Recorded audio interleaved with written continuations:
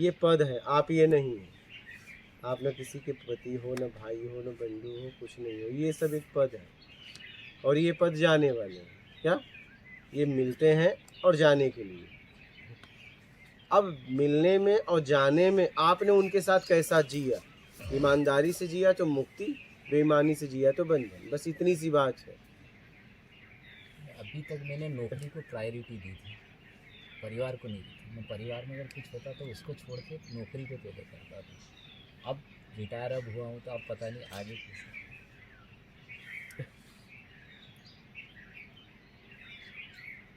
जितने लोग आपके साथ हैं और जितने लोग साथ हैं उनके साथ आपका एक एक पद है, ऐसे ही नहीं साथ है। उस पद का काम करिए बस, हर जगह। कहीं ऐसा नहीं कि आपने यहाँ ज़्यादा दिया यहाँ कम, न ज़्यादा देना है कम न देना है। उसमें एक ये मेरे साथ समस्या है कि मैं कल के ऊपर ज़्यादा फोकस करता हूँ। कल कहीं ऐसा नहीं कि मैं किसी तकलीफ आई, जबकि मुझे मालूम है कि वो ऊपर वाला सब कुछ ना कुछ करेगा, रास्ता उसके हाथ में जैसा। आज में जियो ना, वो ही नहीं जी पाता आज में नहीं। कल क्या करोगे? कल आ जाएगा तो करोगे क्या? कम से कम कल के चक्कर में आज तो ना बिगाड़िए। कल अपाहिज होना है तो आज से तो दौड़ लो। क्या पता चला कल अपाहिज होना है और आज से हमने खाट की तैयारी कर ली और खाट पे सो गए। कम से कम एक दिन तो और दौड़ सकते थे। हाँ, एक दिन जिंदगी ने और मौका दिया था दौड़ने के लिए, एक दिन तो दौड़ लेते। आपने तो एक दिन पहले ही अपने आप को अपाहिज बना लिया। हाँ,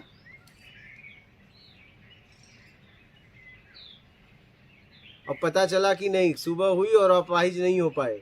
अब आप कल के लिए बीते कल के लिए पछता रहे हो, काश जी लिया होता, लेकिन अब वो नहीं आया। अब पता चला पछताने में एक कल और चला गया।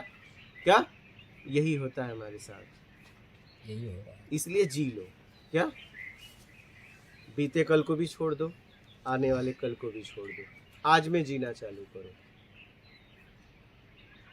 ईमानदारी और सत्कर्म के साथ आज में जियो। कोई एक जैसा है या दो जैसा है, हमसे मतलब नहीं है। किसी में आत्मा है या नहीं है, मुझ में आत्मा है या नहीं है, जब तक मैं जीऊँ बस मुझे इतना पता है, ईमानदारी सत्कर्म इस दुनिया में सबसे श्रेष्ठ है। नहीं, मानव तन के लिए तो बस हम इसमें जिए। आत्मा है तो भी ठीक है, नहीं है तो भी ठीक है, क्या फर्क पड़ता है? परमात्मा है तो भी ठीक, नहीं है तो भी ठीक। बात समझ रहे हैं? हम आए हैं, हमें कुछ करने का मौका मिला है, हम क्या करके जाते हैं उससे कुछ हो सकता है। मेरे मानने न मानने से कुछ होने वाला नहीं है। मैं जानूंगा ये पत्ता है तो भी रहेगा, नहीं जानूंगा पत्ता, मैं जब नहीं जानूंगा नहीं पत्ता है तो भी ये पत्ता तो रहेगा। मेरे जानने और मानने से क्या होगा? इस पत्ते का अस्तित्व था, है और रहेगा।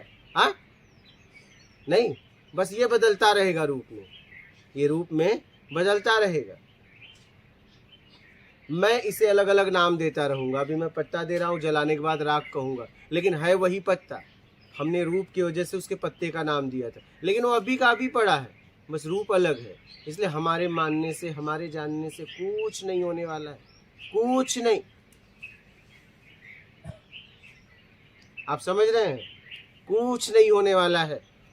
आप किसी को चाहे अच्छा मानो चाहे बुरा मानो, उससे कुछ नहीं होने वाला है, कुछ भी नहीं। आपके द्वारा क्या होता है उसका जीवन में महत्व है। आप किस तरीके से जीवन को जीते हो उसका महत्व है। आप क्या मानते हो, क्या जानते हो, मतलब कोई मतलब नहीं है, कोई मतलब नहीं है। आप किस तरीके से जीवन को जीते हो उसका जीवन में मतलब है। आपके द्वारा क्या हो रहा है उसका मतलब है।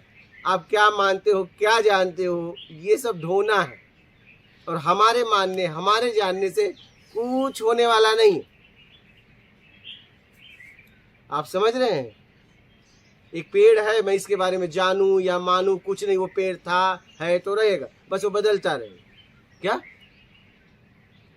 यहाँ किसी के मानने से, किसी के जानने से कुछ नहीं होता। आप ये मत समझिए कि उसका अस्तित्व मेरे जानने से है, नहीं, उसका अस्तित्व था, है, रहेगा। तुम्हें अगर उपयोग करना है तो कर लो, नहीं तो बदल जाएगा। आप समझ रहे हैं? ये मानना जानना भ्रम है। उपयोग करो, निकल लो। क्या जानते हो? ये पत्ता जानते हो? पत्ता नहीं रहेगा, इसके पहले पत्ता नहीं था। आप यहाँ कुछ नहीं जानते। आप बता दो क्या जानते हो। यहाँ जितने लोग बैठे हैं क्या जानते हो बताओ। जिसके बारे में जानते हो बदल जाएगा। क्या जानते हो? क्या जानना तुम्हारा सच है? फिर उपयोग करो, निकलो। यही बुद्धिमानी है। क्या जानोगे बताओ, क्या जानोगे? जानते जानते बदल जा रहा है, बस आप देख नहीं पा रहे हो। इतनी सूक्ष्म दृष्टि आपकी नहीं है अभी। आप जिसके बारे में बस अंगुली आपने दिखा ऐसे, तो वो बदल गया। जिसके बारे में बोलने के लिए तैयारी कर रहे थे कई गुना बदल चुका है। क्या क्या जानोगे बताओ, क्या जानोगे? इसलिए न तो जानो न तो मानो। उपयोग करो, निकल लो। और उपयोग में सदुपयोग करो।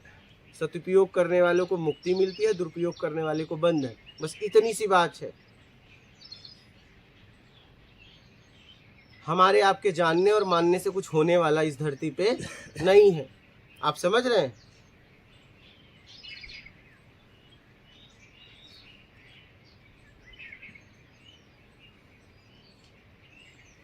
कुछ नहीं होने वाला है।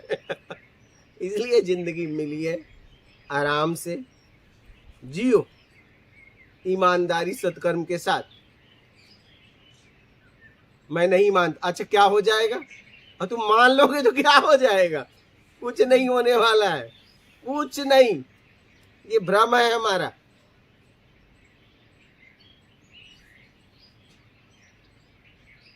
ये हमारा भ्रम है। मैं किसी को कह दूं तुम ये नहीं, तुम ये हो, न वो ये था न वो है, न जितना भी कहोगे वो नहीं है, वो कुछ और है। वहां तक आप अभी नहीं पहुंचे। क्या? बस आप बदलाव को देख पा रहे हो और उसी को आप जानना मानना समझ रहे हो। नहीं, जानना भी नहीं रहेगा, मानना भी नहीं रहेगा। इसलिए जानने मानने से भी मुक्त हो जाओ। क्योंकि जब जानते हो और मानते हो तो बाहर ही हो। क्या? न जानना है न मानना है। जितने में शरीर चल जाए उतनी जानकारी लेके जीते हुए निकल लेना। आप समझ रहे हैं?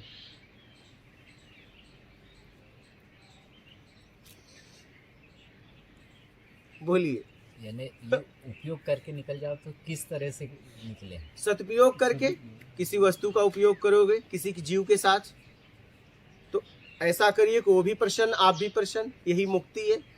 अगर वो निराश हो गया, आप खुश हो गए, तो फिर आपको बंधन दे देगा। बस यही है, और क्या है? इतनी सी बात है। उसके लिए ईमानदारी सत्कर्म, बस बात खत्म। न हमें अच्छे के लिए काम करना है न बुरे के लिए काम करना है। काम को काम के तरीके से करके निकल जाना है, बस बात खत्म। जिस पद पे कोई व्यक्ति होता है उस पद का काम होता है, और आपकी योग्यता के अनुसार वो पद आपको मिला है, और उस पद का कार्य आपको लेखा जोखा पूरा बता दिया गया है। तो आप उस पद का काम करिए, न कि अपना काम करिए। क्या? बस इतनी सी बात है मुक्ति के लिए। और आपने अपना मिला दिया तो फिर आप बंधन हो जाएगा, खत्म बात। यहाँ कुछ जानने के लिए नहीं है। क्या क्या है बताइए? अच्छा क्या कुछ हो तो बताओ आप।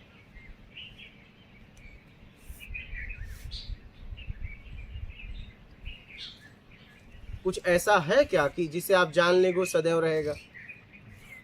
जानने से मुक्त हो जाएंगे तो था है और रहेगा उस तक पहुंच पाएंगे अपने आप तक। क्या? जानने वाले के पास। जानने से मुक्त होंगे तो। लेकिन जब तक जानना है तब तक आप बाहर हैं।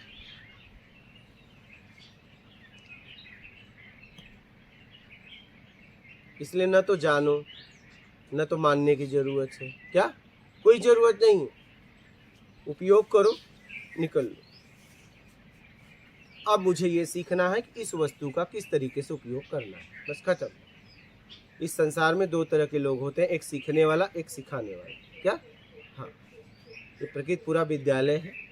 आप सीखने के लिए तैयार हैं तो आपको सिखाने वाला मिल जाएगा। आप सिखाने के लिए योग्य हो गए तो आपको सीखने वाले मिल जाएंगे। लेकिन मैं देख रहा हूँ सीखने वाले, सिखाने वाले की संख्या कम है, और जाते हैं सीखने सिखाने की बात करते हैं, दोनों लेके एक ज़्यादा घूम रहे हैं। मतलब समाज में नर मादा दोनों बनकर घूम रहे हैं कि मैं नर भी हूँ मादा भी हूँ। क्या उनका कुछ नहीं होता। आप दो में से एक बन जाओ जीवन में, फील्ड का चुनाव कर लो और दो में से एक बन जाओ।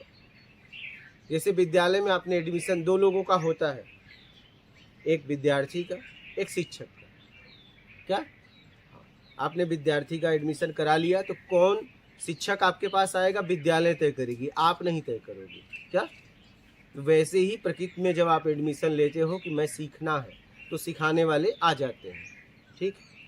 और आप सिखाने वाले हो तो सीखने वाले आ जाए, लेकिन ज़्यादातर दोनों बन के घूमते हैं, जाते हैं सीखने सिखाने की बात करने लगते हैं, और इनका कुछ नहीं होता, ये ऐसे ही भटकते रह जाते हैं। बस एक पक्का कर लो, एक पक्का कर लो कि आप हो कौन? सीखने वाले, सिखाने वाले। सीखने वाले हो तो सिखाने की बात मत करना, और सिखाने वाले हो तो सीखने की बात कतई ना करना। सीधी सी बात है, दो में से एक फैसला कर लो, आप हो कौन, फिर आपको आगे मार्ग मिलता चला जाएगा। सीखो और निकलो, सीधी सी बात। यहाँ कुछ जानने के लिए नहीं है। क्या जानने के लिए कुछ नहीं है, बस उपयोग करो, निकलो, इतनी सी बात है। क्या जानेंगे आप लोग बताइए? जानने के लिए अगर कोई निकला हो तो बताओ क्या जानोगे? बताओ। जानते जानते जानने से मुक्त होना है, क्योंकि जानने की आदत पड़ गई है। ये क्या है, ये क्या करोगे? क्या करोगे बताओ, क्या करोगे? ये पत्ता क्या पत्ते की फैक्ट्री खोलनी है? क्या करोगे इस पत्ते के बारे में? अरे पत्ते का उपयोग करना है, उपयोग कर लो। हमारे पास बिना मतलब के प्रश्न है, ये पेड़ है क्या? पेड़ में जीव आत्मा है क्या? अरे भैया जा तू हिल इसके अंदर जा, और क्या करेगा जान के? पेड़ की फैक्ट्री तो लगानी नहीं तुझे। इसलिए हमने यही समझा जीवन में कि ईमानदारी सत्कर्म करते हुए, ठीक है, जितनी आपके पास जानकारी है बहुत है, इतने में आप अपना आत्मिक कल्याण कर सकते हैं, और ईमानदारी सत्कर्म करते हुए निकल लो। समझ रहे हैं? और हमारे जानने हमारे मानने से कुछ होने वाला नहीं। आप समझ रहे हैं? हाँ, कुछ नहीं होगा। मैं किसी को अच्छा मानूं चाहे बुरा मानूं, कुछ नहीं होने वाला है। इसलिए बुद्धिमानी के साथ उपयोग करो, निकल लो। बोलिए आप। ये भाव लाने के लिए दिनचर्या कैसी होना चाहिए? जरूरत में जीना, बस। जरूरत में जीना, बस। योग्यता से ज़्यादा पाने की इच्छा का त्याग करना, बस। और जब भी योग्यता से ज़्यादा मिले तो तुरंत मना कर देना। क्या कि भाई मुझे योग्यता से ज़्यादा क्यों दे रहे हो? मुझे भी तो अपनी क्वालिटी पता चले। हाँ, ऐसा तो नहीं योग्यता से ज़्यादा दे के तुम उससे ज़्यादा मेरा शोषण करोगे। हाँ, जब भी योग्यता से ज़्यादा मिले तो आप वहाँ प्रश्न चिन्ह लगा देना, मेरे साथ ऐसा क्यों? अगर इतने लोग नीचे बैठे हैं तो मेरे आने पे कुर्सी क्यों आई? आप प्रश्न चिन्ह खड़ा करना, ईमानदार होना। तो मुझे कुर्सी क्यों? मैं तो स्वस्थ हूँ, ये लोग नीचे बैठ सकते हैं, मैं क्यों नहीं? लेकिन आपके पास कुर्सी आई तो आप खुश हो जाते हैं, मुझे कुर्सी आई। लेकिन नहीं, उस कुर्सी बैठा के आपका इतना तगड़ा शोषण करेगा कि आप अशांत होके जाओगे। समझो इस बात को। जब भी योग्यता से ज़्यादा मिले तो आप तुरंत क्वेश्चन मार्क कर देंगे कि समानता क्यों नहीं, समानता क्यों नहीं?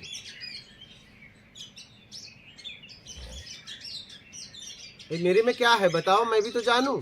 हाँ, मुझे भी तो पता चले, मुझे भी तो पता चलना चाहिए मेरे अंदर की क्वालिटी, कि मेरे लिए इतने लोग नीचे बैठे, मेरे लिए कुर्सी क्यों लाई गई, क्या बात है मुझ में, मुझे भी तो पता चल जाए। हम एक जगह थे वाराणसी में, वहाँ चुनार एक जगह है, तो चुनार में हम ऐसे ही कैंप करते थे। उस समय हम दवा बांटते थे लोगों को, इलाज का।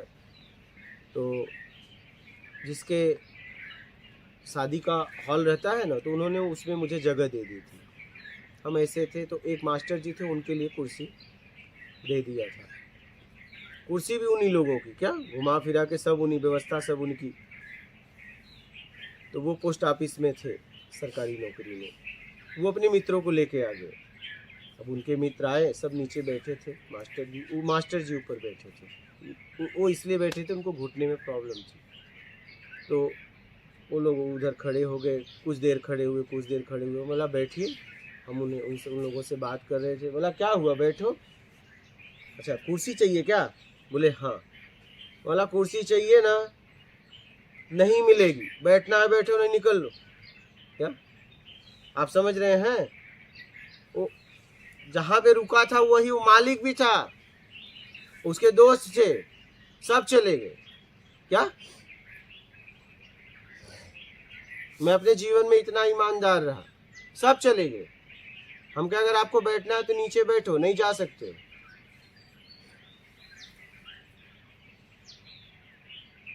सब चले गए। फिर उसके बारे में उन्होंने कभी चर्चा भी नहीं की मुझसे, क्योंकि मेरा नेचर जानते थे। मेरा नेचर जानते थे। मैं कैंप करता था, 2-2 हज़ार की भीड़ लगती थी। मैं बोल देता था कि अगर मेरी माँ भी आए तो उसको लास्ट में खड़ा कर देना, जिस नंबर में वो आए। क्या आप समझ रहे हैं? हाँ, अगर कोई मजबूर, लाचार, अपाहिज कुछ भी ऐसा आ जाए तो मैं उससे सीधा मिलूंगा। वो देश काल स्थिति परिस्थिति, लेकिन सबके लिए समानता होनी चाहिए। यहाँ तक कि जिसके घर पे रहता था, उसके मेहमान आते थे तो वो कहता था कि आपके घर पे हैं, आप जरा बोलो ना। बोले अगर हम बोल दिए तो लास्ट में जाओगे, इसलिए जहाँ हो वहीं नंबर लगा लो। क्योंकि मेरा नेचर जानते थे कि अगर मैंने इनसे बोल दिया तो ये कहेंगे लास्ट में। क्या भैया तुम तो परिचित हो ना, ये सब तो जाने वाले हैं, तो तुम लास्ट में। कहने का मतलब ईमानदारी तो ईमानदारी, सबके लिए एक जैसा बर्ताव होना चाहिए। समानता तो समानता, यही ईमानदारी है। हाँ, स्थिति परिस्थिति आ जाए तो बात अलग है, फिर बात अलग है। हाँ बोलिए। इसको हमेशा योग्यता से कम मिला, इसलिए थोड़ा सा मन में वो भी योग्यता से कम कभी मिलता ही नहीं। नहीं, यही तो बात है। ये आप कह रहे हैं ना, नहीं, योग्यता से कम कभी मिलता ही नहीं। आप जांचिए, कभी नहीं मिलता, कभी नहीं मिलता। ये क्वेश्चन मेरे दिमाग में वैसे नहीं है, पर हाँ, नहीं। एक नौकरी में है, बाकी नहीं, क्या बताइए, मैं बताता हूँ, बताइए। नहीं नहीं, वो मेरे दिमाग में ये योग्यता से कम कभी नहीं मिलता, यही तो बात है। ये प्रकृति की अजब व्यवस्था है। मेरे जीवन में ये प्रश्न रहा ही नहीं। हाँ, पर ये था कि मैंने जो पढ़ाई करी थी डिपार्टमेंट में परमिशन लेके, वो नहीं मिला, वो अलग बात नहीं है। मिला, उसके पीछे कुछ होगा। हाँ, वही उसके पीछे कुछ होगा। बैंड ही लगे हुए हैं, तब क्या करें। नहीं, वही मैं कह रहा हूँ, कुछ होगा उसके पीछे, ऐसा नहीं। तो वो इतना उसका टेंशन नहीं है। ये प्रकृति कल्प वृक्ष की तरह है। आप दुकान पे गए तो 100 का 100 रुपए दे तो 100 का सामान वो देगा, क्यों नहीं देगा? लेकिन आप 99 रुपया दे के 100 का सामान मांगोगे, तब आप गड़बड़ है कहीं। आपको मैं बता दूं, ये प्रकृति की ऐसी व्यवस्था है, जितनी योग्यता उतना मिलता है। आप जांचिए।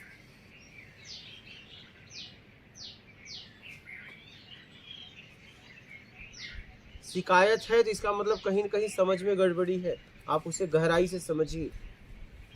कहीं न कहीं हो सकता है कि आप इस पद पे आगे इसलिए नहीं गए कि आप समझौता न किए हों। नहीं, एक्चुअली वो कुछ कोर्ट केस चल रहे हैं कुछ अजाक्स और सपाक्स के, तो उस चक्कर में प्रमोशन ही नहीं हाँ, हो रहा है। मतलब कुछ तो होंगे ना, कुछ तो होगा, कुछ व्यवस्था में इधर उधर होगा, तो उसके लिए क्या कर सकते हैं? उस सिस्टम में आप काम कर रहे हैं ना, आप अकेले मन थोड़ी में ना कभी हैं। कभी ये क्वेश्चन आता है कि अगर ये नहीं होता तो आज मैं इस पद पे होकर रिटायर्ड होता। बस आप नहीं तो वो, उसके लिए कितने लोग का रुका होगा, हाँ, कई का एक आपका थोड़ी रुका होगा। तो आप वो तो सबके लिए सिस्टम है, क्या करोगे? वो तो सबके लिए सिस्टम है।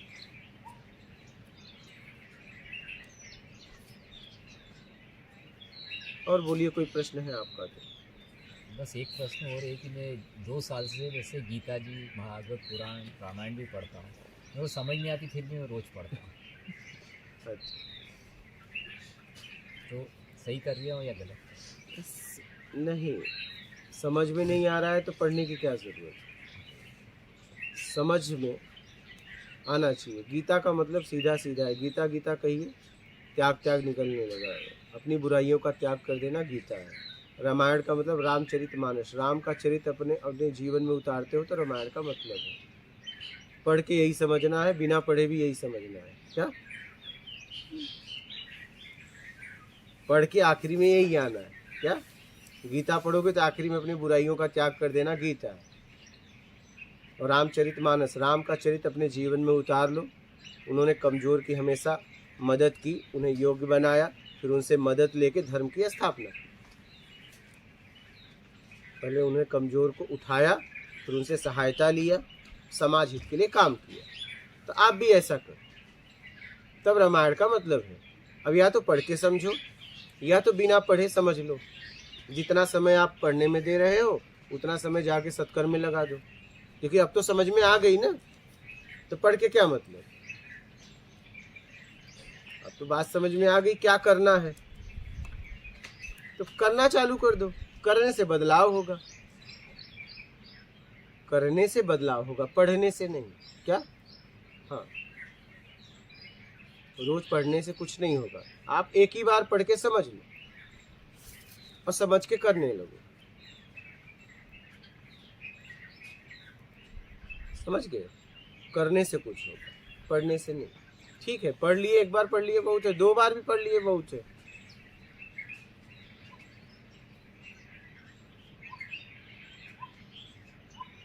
समझ गए? बोलिए, और कोई प्रश्न है अभी फिलहाल तो आपका? यहाँ आने के बाद में बहुत सारी जिज्ञासाएं पैदा हो गई। एक मेरे मन में द्वंद्व रहता है कर्म फल का सिद्धांत, कि जो कर्म किया उसका फल कभी न कभी तुमको भुगतना ही पड़ेगा। एक जगह पे कहीं आया कि हरि नाम के स्मरण में इतनी बड़ी शक्ति, संसार का कोई भी इतना बड़ा पाप नहीं है जो उनके नाम के स्मरण से नष्ट नहीं हो जाए। तो इसमें बुद्धि थोड़ी सी अस्थिर है कि सत्य क्या है, कर्म फल के परिणाम भुगतना पड़ेंगे या ईश्वर आराधन से, सत्कर्म से वो सब नष्ट हो जाएंगे। भोग कर नाश होगा, भोग कर नाश होगा।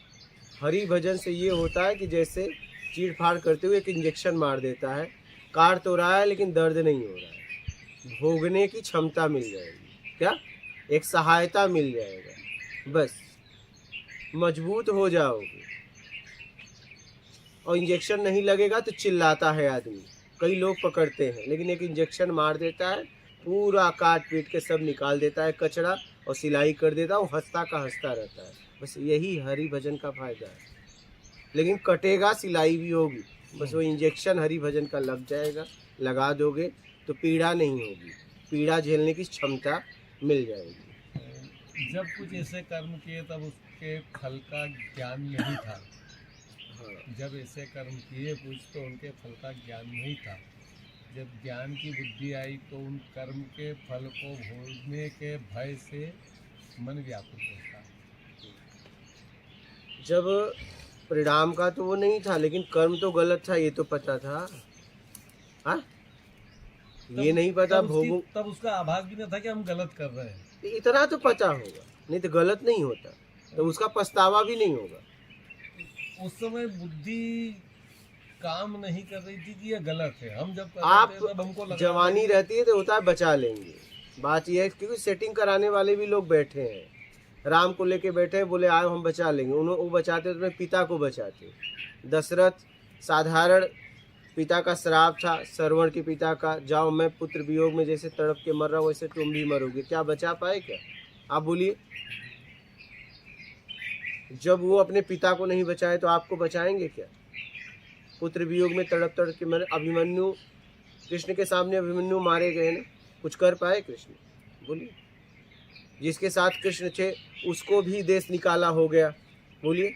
और वो भी भिक्षा, भेष बदल के रहना पड़ा, भिक्षा मांग के खाना पड़ा। अब बताइए, क्या हट पाया? और सुनिए, जिसके द्वारा कृष्ण का जन्म हुआ उनके सामने कई बच्चे मारे गए। कुछ तो ऐसा सत्कर्म होगा, कृष्ण जैसा पुत्र उनके द्वारा जन्म हुआ, और ऐसा कुछ तो दुष्कर्म हुआ होगा कि उनके कई बच्चे उनके सामने मारे गए और मांस का लुथड़ा उठते देखा। सोचिए, साधारण मौत पहले बच्चे की माँ बर्दाश्त करने की, और सोचिए वो माँ कैसे बर्दाश्त की होगी। बोलो, नहीं बच सकती। भोगने के लिए तैयार हो जाओ। क्या करो? भोगने के लिए मन को दृढ़ कर पूरी तरह भोगने के लिए तैयार हो जाओ कि जल्दी से जल्दी भोग दो और मैं जल्दी से जल्दी तुमसे मिल पाऊँ, क्योंकि एक भोग भी बाकी रहेगा तो मैं ऐसे ही पिंड में ऐसे भटकता रहूँगा।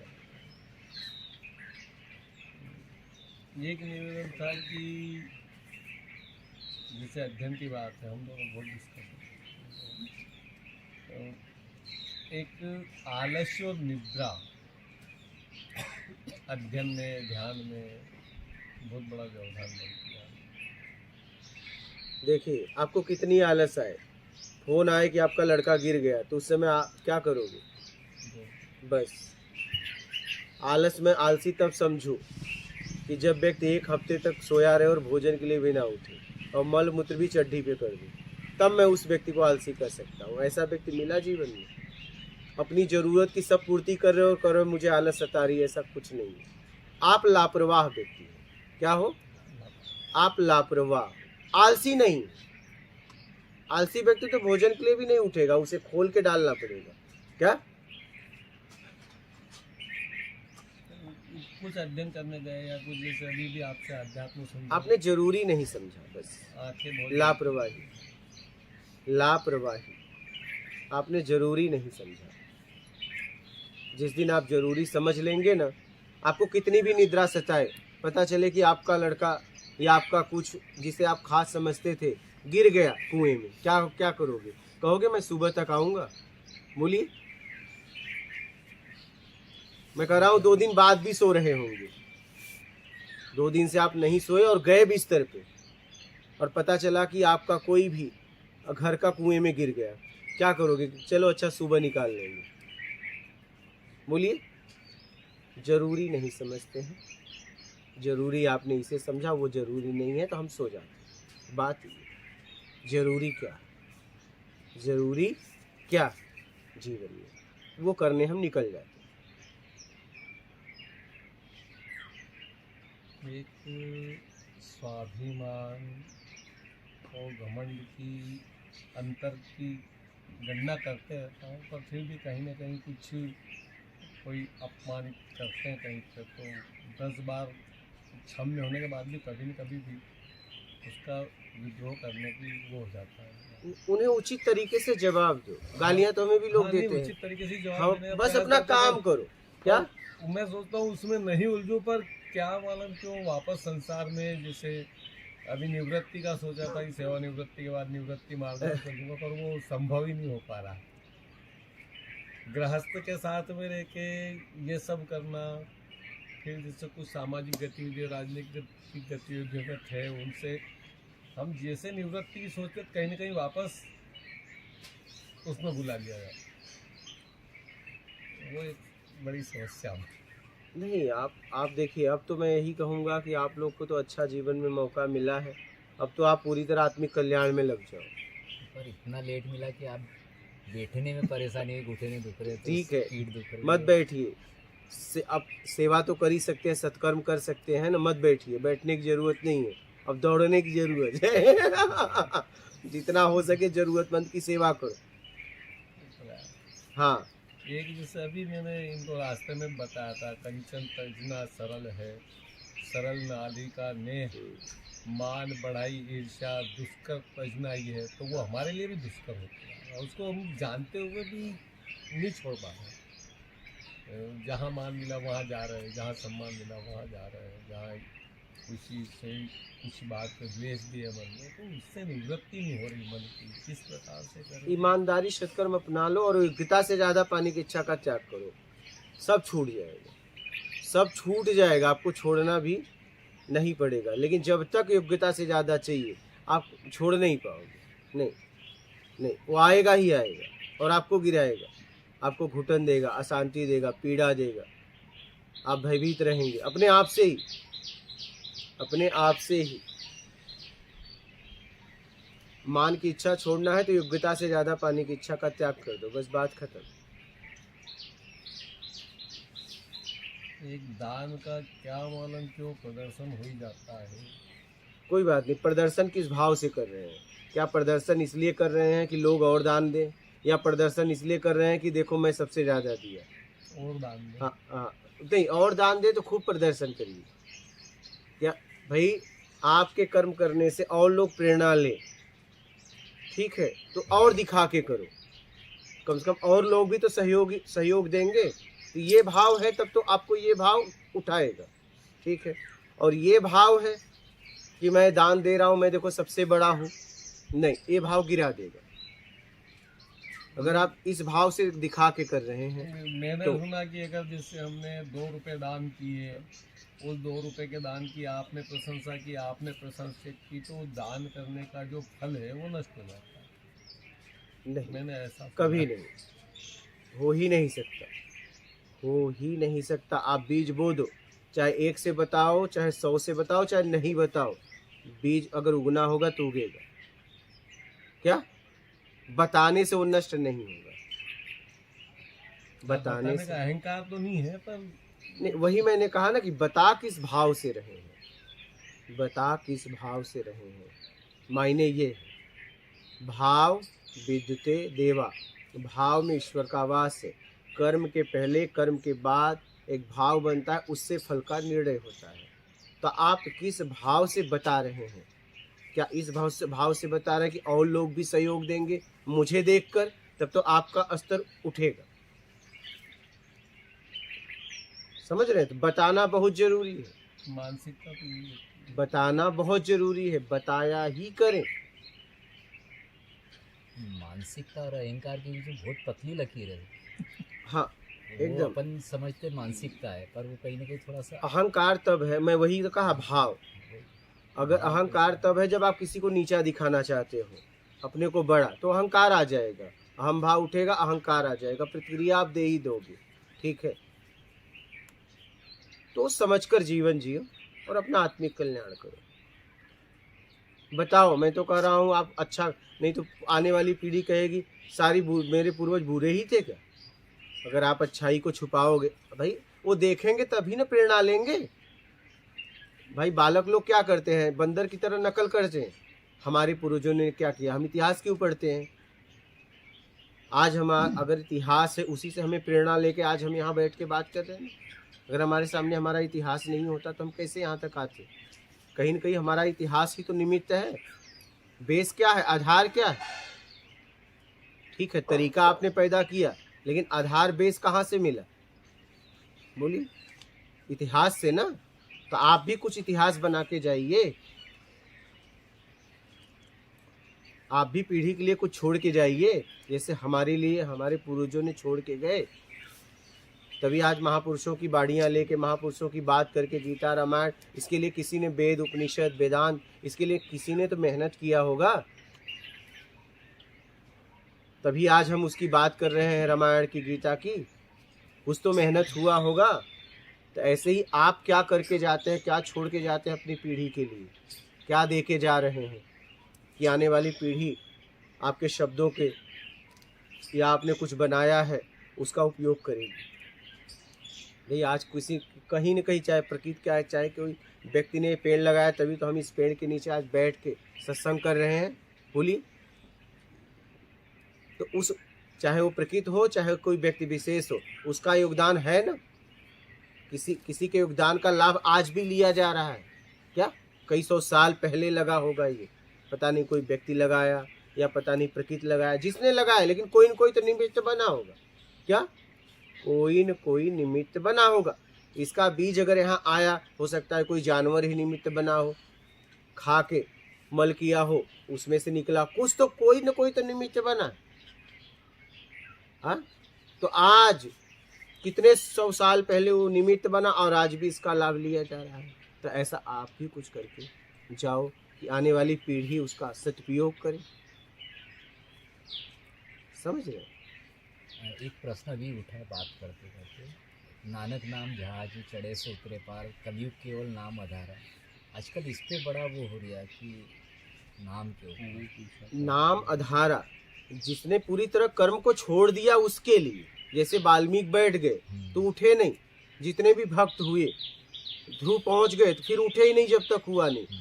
नाम आधारा कहने का मतलब है कर्म को छोड़ दिया तो उसके लिए नाम है कि बस अब नाम ही उसे तारेगा, क्योंकि अब कुछ कर नहीं रहा।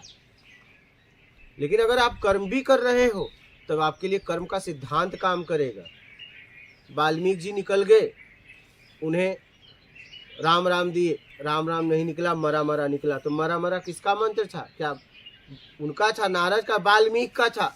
वाल्मीकि अपने मंत्र से ही पहुंच गए।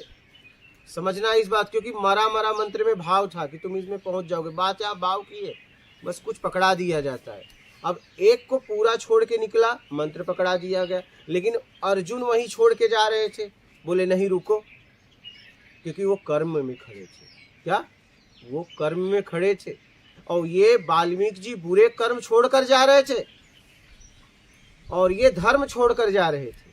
समझना किस स्थिति में भागता है, किस स्थिति में आप भाग रहे हो, उस स्थिति में आपको दिया जाता है। क्या बुरे काम छोड़कर अपने जीवन में सब कुछ का त्याग करके मोह पूरा छूट गया है, विरक्ति आ गई है, वैराग्य आ गया है, तब आपको मंत्र दिया जाएगा जाओ ये ले, कोई भी एक थीमा दिया जाएगा, जाओ अब जब के इसका कल्याण कर लो। लेकिन आप फिर वहां कर्म नहीं करोगे। अब पता चला कि नहीं आप कर्म से भाग रहे हो, तब वहां कर्म का सिद्धांत समझाया जाता है। अर्जुन को कर्म का सिद्धांत समझाया, ज्ञान इनको भी हुआ, ज्ञान उनको भी हुआ। लेकिन एक को मंत्र दिया गया, एक को कर्म का सिद्धांत दिया गया, क्योंकि एक कर्म छोड़ के भाग रहा था, एक का बुरा कर्म था वो छोड़ के जा रहा था। तो मंत्र किसके लिए है? पूरी तरह छोड़ के निकल रहा, वो भी अपने बुरे काम, मोह आसक्ति बंधनों से मुक्त हो गया हो।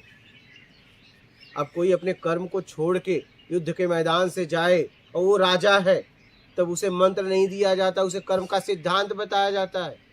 नहीं तो तुम सबके दोषी हो जाओगे। साथ में ये भी कहा था कि मेरा स्मरण भी कर, कृष्ण ने। मेरा कौन? उन्होंने इसके पहले ये कहा कि सब में मैं हूँ, तो मेरा कौन? उन्होंने कहा मेरी शरण में आओ, तो ये नहीं कह रहे हैं कि मेरी शरण में आओ, ये रूप नहीं रहेगा। और ये उसके पहले ये भी तो कह दिया कि मैं तुझ में भी हूँ। तो मेरी शरण में आने का मतलब क्या है? क्या उन्होंने कहा मेरी शरण में आ? आप बोलिए मेरी शरण में आ, तो मेरी कौन? बोलो, यहाँ जितने लोग बोलो मेरी शरण में आ। मेरी कौन? तुम स्वयं हुए ना, इस बात को पकड़ो ना, वो तुम्हें बोल रहे हैं। उसके पहले ये भी तो कह दिया कि तुझ में मैं हूँ, सब में मैं हूँ। तो फिर बाहर कहाँ जा रहे? मेरी शरण में आ। यहाँ बोलिए सब अपने मुंह से मेरी शरण, क्या किसका उसका मतलब क्या होगा? तो फिर समझ रहे हैं? बस अंतिम प्रश्न है। नहीं बोलिए, जितने भी प्रश्न हो आप बोल दीजिएगा। यहाँ आके ये सब प्रश्न पैदा हो गए। नहीं, अच्छा भी लग रहा है मन को। गृहस्थ धर्म की जिम्मेदारियां समाप्त होने का नाम ही नहीं लेती है। वृद्धावस्था तक वो मैं सब पड़ा हुआ हूँ। तो जो सन्यास का भाव मन में है तो सत्य क्या है? गृहस्थ के साथ में केवल स्मरण करें या सन्यास? देखिए, गृहस्थ जीवन में बच्चों की शादी तक जिम्मेदारी होती है, उसके अगर आप आगे ले रहे हो तो उसकी जिम्मेदारी फिर आपकी है। अपनी जो पत्नी है उसकी तो जिम्मेदारी अपनी है। बच्चों की कर दिए, अब पत्नी आप जहाँ जाएंगे वो जाएगी, नहीं जाए तो वो जिम्मेदार हुई, क्योंकि उसने कहा था आप जहाँ जाओगे वहाँ मैं जाऊंगी। वो शारीरिक रूप से सक्षम भी नहीं है। हाँ, नहीं है तो फिर आप उनकी सेवा करो, फिर उनका जाने का इंतजार करो। एक बार हाँ, आज के युग में वैसी नारी मिलना कठिन है कि आप जहाँ जाओगे वहाँ जाए।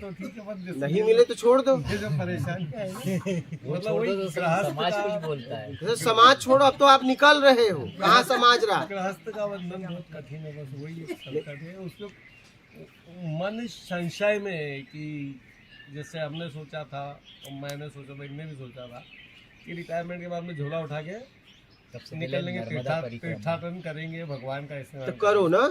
वो नहीं हो पा रहा, गृहस्थ की जिम्मेदारियां बांध के पड़ी कहाँ हैं। जिम्मेदारी है? जिम्मेदारी लिया है आपने। पत्नी का स्वास्थ्य है, बच्चे का ठीक विवाह है, बच्चे ख्याल रखेंगे ना। बच्चे का विवाह है वो। बच्चे ख्याल रखेंगे, अपने लिए समय निकालो। हाँ, बच्चा भी बाहर रहेगा, वो बहुत उलझने उलझे या तो हुए हैं, हम मतलब वो उलझनों में उसमें- उलझे हुए उससे हैं। निकल नहीं पा रहा, दोनों की एक जैसी स्थिति। तब ठीक है, दोनों जन पत्नी का इंतजार करो, उनकी सेवा में लिप्त रहो कि भैया यही साधना है, तुम्हारी सेवा ही मुझे मिली है, यही साधना है, हम तुम्हारी देख रेख करेंगे, यही सत्कर्म है। क्या करेंगे? अच्छा, सन्यास का मतलब मैं समझा दे रहा हूँ। गृहस्थी, सन्यासी और सन्यास, क्या इसे समझिएगा। गृहस्थी का मतलब अपने परिवार का भरण पोषण करते हुए ईमानदारी सत्कर्म के साथ अगर कोई जीवन जीता है तो मुक्ति से मोक्ष तक पहुंच जाता है। ईमानदारी सत्कर्म के साथ पूरा जीवन, ठीक है, वो मुक्ति से मोक्ष तक पहुंच जाता है। और एक सन्यासी गृहस्थ जीवन से ही निकलता है, इस जिसमें ये भाव होता है कि मुझे जगत कल्याण करना है, वो सन्यासी होता है। तो चाहे गृहस्थ हो चाहे सन्यासी हो, उसे अपने बुराइयों का त्याग करना है। सन्यास दोनों को लेना है। सन्यास का मतलब अपने बुराइयों का नाश कर देना सन्यास है। तो चाहे गृहस्थी में रहो चाहे सन्यासी रहो, करना आपको यही। सन्यास इसको भी लेना है, सन्यास इसको भी लेना है। बस इसका भाव ये है कि मुझे जगत कल्याण करना है, तो वो सन्यासी हो गया। और इसका भाव ये है कि मैं अपने कर्तव्य को कर्म निष्ठता से निभाते हुए, ईमानदारी सत्कर्म के साथ निभाते हुए मैं मुक्ति से मोक्ष तक पहुंचूंगा। ये अपना कल्याण करता है और एक जगत का कल्याण करता है। ये है इसका मतलब। तो आप जहां हो वहां से भी मुक्ति मोक्ष तक पहुंच सकते हो बहुत आराम से। और आप लोगों के लिए तो बहुत अच्छा है, इसलिए कि आप लोगों को पेंशन भी आ रही है, धन है, मन में जो लेकिन सत्कर्म करो। बोलिए, आप कुछ बोल रहे मन हैं। में जो भय है, जैसे ब्रह्म हत्या के समतुल्य पाप हुआ है, गर्भपात वाला, हाँ। तो वो कहीं पे भी ध्यान में भी बैठे, कुछ अच्छी चीज़ें पढ़ी भी, कुछ आराधना भी करी, तो वो एक चक्र जैसा सर के ऊपर घूमता रहता है ब्रह्म हत्या का वहाँ पे। उसका कुछ मोचन नहीं है कुछ। कोई बात नहीं, इसका तो सेटिंग भी मत कराने जाना, बस सत्कर्म करते रहो, सत्कर्म करते रहो। अंगुली माल वाल्मीकि क्या थे? डाकू थे। अंगुली माल जितने मिलते का अंगुली काटता था गले। जब ऐसे लोगों का कल्याण हो सकता है तो आपने इससे ज़्यादा तो नहीं किया है ना? किया है। तो आप अगर कल्याण चाहते हैं तो आप जब समझ में आए उस समय तो पूरी ईमानदार हो जाइए, अब छोड़ दीजिए पिछला। वो ग्लानि बनी हुई है मन में। कोई बात नहीं, अब ग्लानि बनेगी, पश्चाताप होगा, धीरे धीरे निकल जाएगा। बस आप सत्कर्म पे ज़्यादा ध्यान दीजिए, जरूरतमंद की सेवा करिए, जहाँ भी रहिए आसपास, पशु पक्षियों, जितना आप कर सकते हो आपके द्वारा हो रहा है, आप लग जाइए पूरी तरह। और ये जहाँ भी जाएंगे आपको मौका मिलेगा। समझ रहे हैं? और बोलिए, आप कहिए। और कोई प्रश्न है आपके? आप कहिए। आपने इतना बता दिया, उसी को आत्मसात करना वही बहुत है। उसका तो मनन करें, एकदम उन्होंने इतना पूछा है जो उन्होंने, एकदम, वो तो सबके लिए उसका है, मनन कर लें, तो सबके लिए। उसको समझ लें। उम्मीद भी नहीं थी कि ऐसी हमारी जिज्ञासा शांत करने का कुछ माध्यम मिलेगा। बस ये था, अभी 2 महीने पहले एक हमारे मित्र ने बतलाया, मैंने इनसे बात की कि उनको सुने, क्योंकि हमने प्रेमानंद जी को 2-3 बार सुना। तो आज भगवान की दया से अच्छा था, नववास की नव प्रभात में आपके दर्शन सत्संग का सौभाग्य प्राप्त हो गया, ईश्वर की कृपा। और कोई प्रश्न है आपके? हो गए आपके? कोई संशय है, प्रश्न है तो पूछ सकते हैं। एक प्रश्न ये बोलते कि किसी न किसी गुरु बना के उससे गुरु नाम लेना चाहिए क्या? नहीं, गुरु शब्द है, गुरु शब्द है, शरीर नहीं। ज्ञान लो और आगे बढ़ो। अब देखिए, अर्जुन के गुरु कौन? आध्यात्मिक गुरु कृष्ण। क्या दीक्षा दी है क्या? कोई जरूरत नहीं है। दत्तात्रेय जी के भी 24 गुरु थे, माने। इच्छा नहीं ली, माने, उन्होंने ज्ञान, हाँ। उन घटना होते हुए उन्होंने ज्ञान को ग्रहण किया, उसे गुरु का सम्मान दिया, आगे बढ़े। गुरु ज्ञान का प्रतीक है, तो शब्द को अपना लो और आगे बढ़ो, खत्म बात। कोई आवश्यकता नहीं है, कोई आवश्यकता नहीं। इस मार्ग पे चलते हुए कभी कोई जिज्ञासा आती है, और फिर आजकल ऐसा सानिध्य नहीं मिलता है। तो मिलता है जब आप जैसे आप अब यहाँ चाहे जब आ सकते हैं, मैं उपलब्ध हूँ तो आपके हर प्रश्नों का जवाब दूंगा। आपका मैंने कोई सत्संग देखा था, उसमें आपने शायद मई की कोई तारीख 16 मई, उसके बाद आप यहाँ से उसके बाद मतलब आना जाना, हाँ, उसके अभी तो हम 16 मई तक हमेशा जब यहाँ लोग आ रहे हैं 24 घंटा हम उनसे मिल रहे हैं, ठीक है। अब अगर 16 मई के बाद फिर मैं जहाँ रहूँगा वहाँ आना पड़ेगा, तो मैं बता देना, ठीक है ना। नहीं मैंने सुना। हाँ, नहीं तो वो पता कैसे चलेगा आपका? तो फ़ोन नंबर है, सो फ़ोन नंबर है, मतलब बाहर भी जाऊँगा, यहाँ भी आके रहूँगा, तो मैं उपलब्ध रहूँगा, तो बता देंगे आपको फ़ोन पे। तो लाइव भी चलता रहेगा ना इनके साथ साथ? अच्छा, में लाइव भी चलेगा चलता सत्संग, रहेगा, उसमें आपको सत्संग ही तो करेंगे बाहर जाके। अब करना क्या है, लोगों को सतमार्ग बताना है, किस तरीके से आप जहाँ हो वहाँ जीते हुए अपना आत्मिक कल्याण कर सकते हो, ये आपके ऊपर है। ठीक है, और कोई प्रश्न है? मात नर्मदे हर गुरु जी।